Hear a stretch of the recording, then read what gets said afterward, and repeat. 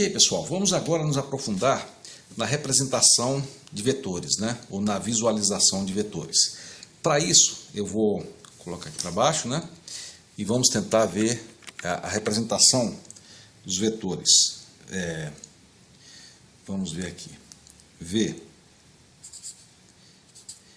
vai ser o vetor 4, 2, né? Vamos colocar aqui a representação desse vetor, né? Como é que seria a representação no eixo XY, né? Nós já vimos isso agora há pouco, né? Mas vamos só ver. Olha só, a primeira coordenada é a coordenada x, né? E a coordenada é 4. 1, 2, 3, 4. Né? 1, 2, 3, 4. Então a coordenada está aqui sobre esta linha aqui. Ok? E o próximo é o 2, que é a coordenada, né? O y é igual a 2. 1, 2, 3. Então, a segunda coordenada é sempre a coordenada aqui desse eixo horizontal, né? Então, seria a coordenada 2. Ok? Então, é como eu disse para vocês, né? O vetor é sempre plotado assim. Ele tem sempre o início na origem, no 0, 0, e aponta aqui nessas coordenadas. Então, esse aqui seria o vetor 4, 2, né? No curso de cálculo, né, a gente usava a outra representação, que seria 4, 2. Ok? E o vetor é sempre representado assim. Uma reta, né, que liga a origem a essa coordenada e uma flecha aqui. Seria como se fosse uma entidade apontando, né, da origem para essa coordenada.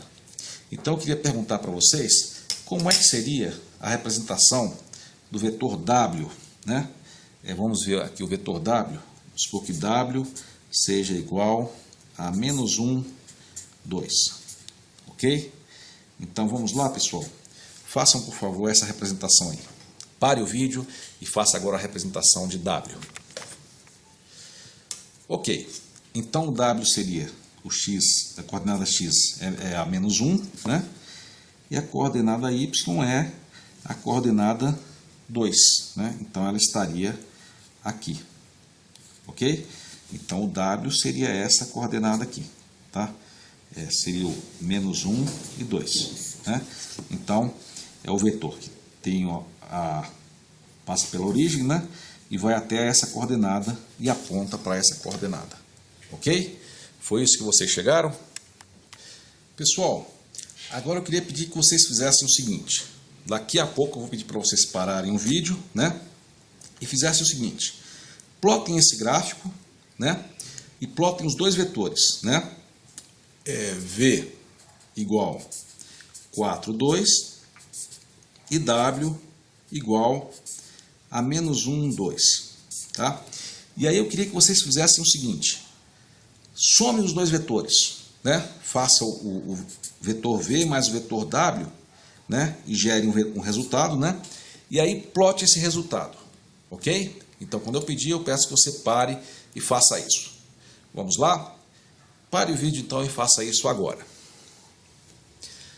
Bom, pessoal, vamos falar rapidamente aqui sobre a representação gráfica da soma de vetores. Eu não sei se vocês se lembram do segundo grau. Quando você tinha um vetor, por exemplo, esse aqui, né? E você somava com outro vetor, por exemplo, como esse aqui. Vocês lembram como é que isso era feito? Bom, a regra era essa, né? Você pegava esse vetor, né? O primeiro, colocava o segundo no final do primeiro, né? E aí você ligava o vetor soma da origem do primeiro até a ponta do segundo, onde ele apareceu. Tá? Nós vamos mostrar que essa soma de vetores, usando a nossa definição, também vai ter esse mesmo comportamento, né? Então, se nós somarmos o vetor, vamos chamar esse aqui de V, né?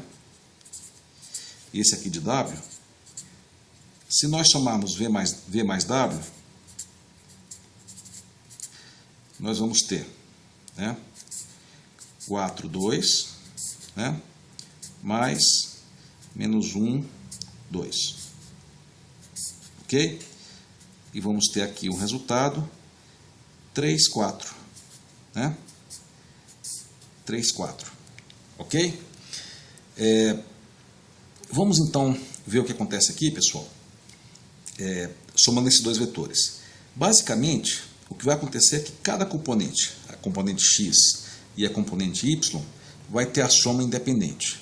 Então, por exemplo, a componente x, aqui é 4 e aqui é menos 1. Né? Então, no final das contas, a soma vai ser o 4, né? Ou seja, o 4 que vem para cá, e depois o menos 1 que caminha um pouco para a esquerda. Né? E no eixo y, aqui você vai ter 2 mais 2. Né? Então, o resultado vai ser esse aqui. Eu pego o 4 e somo com menos 1, então vou ter um resultado 3. Né? Aqui 3, né? E depois, somando os componentes y, vamos ter 2 mais 2. Né? Então, temos aqui e temos aqui esse vetor. Né? Temos aqui esse vetor. Então, pessoal, não sei se vocês perceberam, né? No fundo, essa regra aqui de você somar as componentes e essa aqui de você encadear os vetores leva ao mesmo resultado.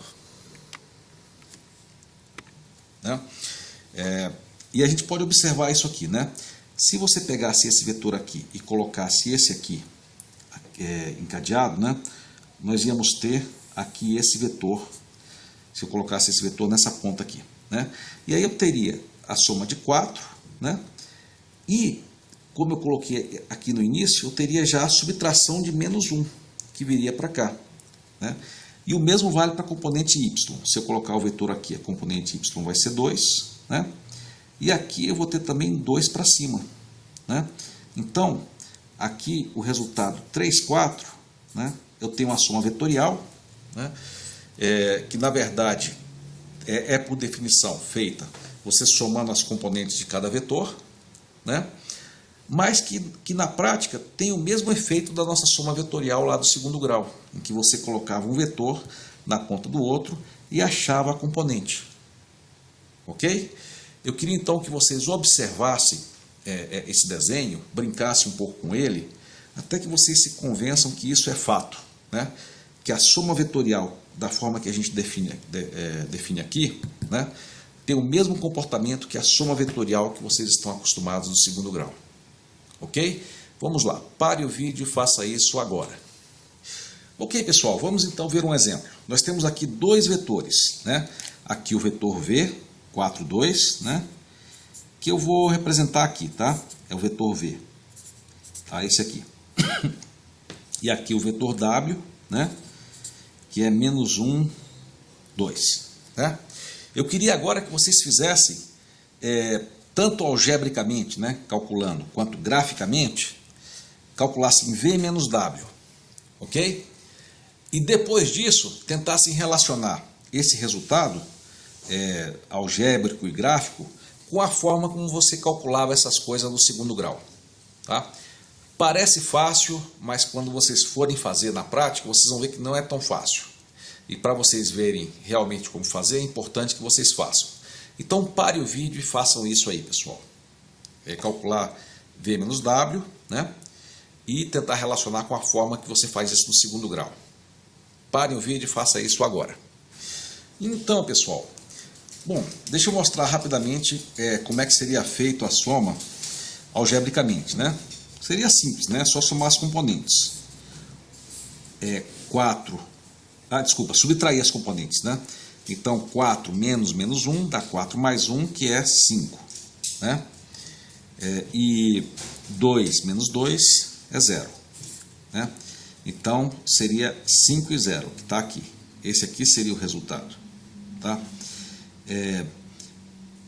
Vamos ver como é que seria feito isso na forma do segundo grau. Seria algo assim, né? Eu pegaria esse vetor, que é o W, né? E eu multiplicaria por menos, porque na verdade eu vou somar pelo negativo desse aqui. Então eu multiplicaria por menos, né? e eu teria então esse vetor aqui, tá? O menos, tá? Então eu teria esse vetor aqui, ok? E aí, qual seria o próximo passo? O próximo passo, né, seria pegar esse vetor e colocar na ponta desse, né? Então nós teríamos isso aqui, né? Ok? Então a subtração é você inverte o outro e depois você soma os dois, tá? E o resultado é esse aqui, 5, 0. Chegamos no mesmo resultado, tá? E dá para perceber, né, pessoal? Porque o que você tinha antes era essa, pela componente x, é essa componente aqui, menos essa. Ou seja, mais, então essa componente vai 1 para cima. O outro, esse vetor tinha a componente y, 2, né? E a componente x é 4, né? E ele tinha a componente y, 2, né? E aí você subtraía a componente 2, então você viria para baixo, 2 para baixo, tá? Então acho que fica claro, né, que também a subtração é consistente com o que a gente fazia no segundo grau com vetores. Ok, para consolidar esse conceito, né, da soma de vetores, né, e consolidar o fato de que esse procedimento que nós usamos aqui de somar as componentes é equivalente àquele que nós vimos no segundo grau, vamos fazer mais esse exemplo. Nós temos esses dois vetores aqui, né? Um é o 2, 0, 5, então 2y igual a 0,5, e o outro é esse aqui, né? O v é igual a 0,5, né? Aqui é 0,5 e o y igual a 2, ok? Então vamos fazer essa soma. Então, pessoal, vamos pegar esse vetor aqui, 2 e 0,5. Ele tem a componente x 2 para a direita e 0,5 para cima. Vamos somar agora a esse componente aqui, né? Então, olha só, eu vou pegar e vou pegar o comprimento x desse componente, o x aqui é 2, né? E vou somar o x do próximo, que é meio. Então ele ficaria aqui, né? Então aqui está o meio. Ok? E aqui o y, ele está 1 para cima, né? Então, meio para cima. Então meio para cima. E aí eu vou somar o 1 para cima desse aqui. Então vai ficar 1,5, né? Então 1,5 está mais ou menos aqui, né? O projeto aqui. E nós temos aqui esse vetor aqui. Então, pessoal, eu acho que ficou claro intuitivamente, né? O que eu fiz foi simplesmente pegar esse vetor aqui, e quando eu somo as duas componentes, eu faço a mesma coisa de colocar ele aqui na ponta, tá? E aí, eu traçaria aqui este vetor aqui, né? E o resultante seria esse vetor aqui, dos dois, tá? Então, eu acho que agora ficou claro, então, esse conceito, né? De você somar as componentes é o mesmo que você fazer o que você fazia no segundo grau. Colocar um vetor na ponta do outro, né? E traçar a resultante.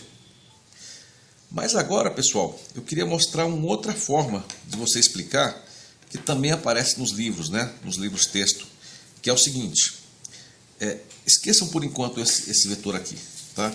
Esqueçam que eu tinha feito esse vetor aqui, ok? Aí eu queria mostrar para vocês uma outra forma de fazer, de ver que é exatamente equivalente. Que é o seguinte, pessoal, a gente pega esse vetor, pega esse, né? E aí, a partir da ponta desse vetor, você traça um outro vetor aqui, que é paralelo a esse aqui, né? Eu vou traçar ele aqui, esse vetor aqui, com o mesmo comprimento, que é paralelo a esse aqui, ok? Paralelo. E aí, você pega da ponta desse vetor e traça um outro paralelo a esse aqui, que é este vetor aqui. Paralelo, tá? Então você forma um paralelogramo. Da ponta desse você traça um paralelo a esse, e da ponta desse aqui você traça um paralelo a esse, tá? E o vetor resultante é a diagonal desse paralelogramo, tá? Então muitos livros apresentam também essa regra, e de fato são todas equivalentes, né? Esse do paralelogramo, na verdade, é a mesma coisa do que aquele outro, né? Só que aqui eu traço os dois lados, né? E naquele outro modo, você simplesmente coloca só esse lado daqui e não esses dois, ok? Então, na verdade, o resultado é equivalente, ok? Então, resumindo, soma de vetores, né? Essa que nós definimos aqui, é totalmente equivalente àquela que nós estávamos acostumados a fazer no segundo grau. Agora vamos fazer um comentário novamente sobre o vetor nulo. Lembrando, esse zero, o vetor nulo, não é igual a zero, não é o número zero. O número zero é um escalar, tá? O vetor nulo, ele é uma coleção de zeros, né? Então o vetor nulo de tamanho 2 é um vetor com 0, 0. O tamanho 3 é 0, 0, 0. Tá? O vetor nulo não dá para desenhar, né? Ele é muito pequeno, né? Não dá para desenhar uma seta com ele, né? Ele é simplesmente um ponto, tá? Mas uma propriedade interessante dele é que se você somar o vetor nulo a qualquer vetor, né, ele dá o próprio vetor. Tá? O vetor nulo vai ser muito importante, inclusive na álgebra linear, nas propriedades de sistemas lineares, né? Vocês vão ver qual é o efeito do vetor nulo nesses sistemas em breve. Pessoal, agora suponhamos que a gente tenha esse vetor aqui, 4, 2. Né? Então, vamos plotar aqui 1, 2, 3, 4. Né? Então, aqui e o 2 aqui, 1, 2. Então, esse vetor seria esse vetor aqui. Tá? Eu pergunto, pessoal, se a gente multiplicar por 2, né? O que seria 2V? O 2V, pessoal, multiplicaria esse aqui por 2, aqui por 2 e aqui por 2. Ficaria 8, 2. Né? Então, seria esse mesmo vetor com um dobro do comprimento. Tá? Então, seria algo assim, né? O dobro de comprimento. E se eu multiplicasse por meio de V, como é que ficaria? Ficaria esse mesmo vetor aqui com metade do comprimento. Ok? E se eu multiplicasse por menos meio de V, o que aconteceria? Né?